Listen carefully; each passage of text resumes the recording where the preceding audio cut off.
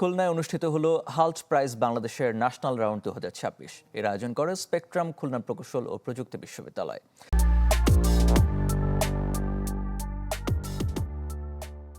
শুক্রবার দিনব্যাপী বিশ্ববিদ্যালয়ের অডিটোরিয়ামে দুটি রাউন্ডে দেশের 60টি বিশ্ববিদ্যালয়ের 5 শতাধিক শিক্ষার্থী অনুষ্ঠানে অংশ নেন।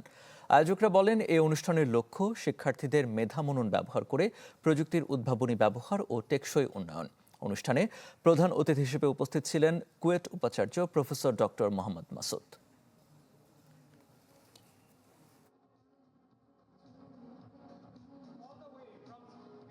হাল্ট প্রাইজ হচ্ছে একটা ইন্টারন্যাশনাল স্টার্টআপ বেসড কম্পিটিশন, যেটা সাস্টেইনেবল ডেভেলপমেন্ট গোলস ফোকাসড।